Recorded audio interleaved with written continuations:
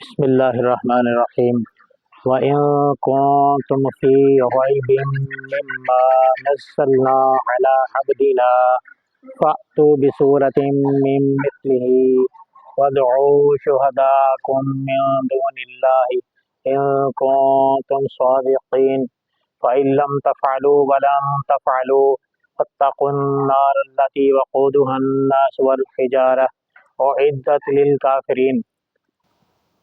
اور اگر تمہیں اس میں شک ہو جو ہم نے اپنے پیارے محبوب صلی اللہ علیہ وآلہ وسلم پر نازل فرمایا تو تم اس جیسی کوئی ایک صورت لے آؤ اور اپنے تمام حمایتیوں کو بلا لو اللہ کے سوا اگر تم سچے ہو۔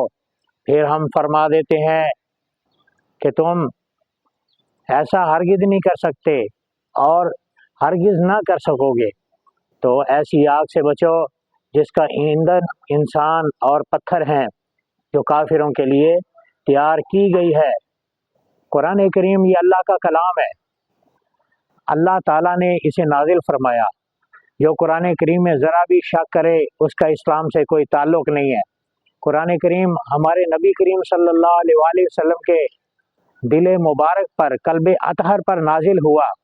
اس کے فیوز و برکات قیامت تک ہر اس ایک کو حاصل ہوتے رہیں گے جس نے قرآن کریم کو دل و جان سے تسلیم کیا۔ اگر کوئی قرآن کریم کے ایک زبر، ایک زیر، ایک پیش، اس کے رکوع میں، اس کی آیتوں میں، اس کے کلام الہی ہونے میں شک کرے تو وہ دار اسلام سے خارج ہے، وہ پکا کافر ہے، اس کا اسلام سے کوئی تعلق نہیں ہے۔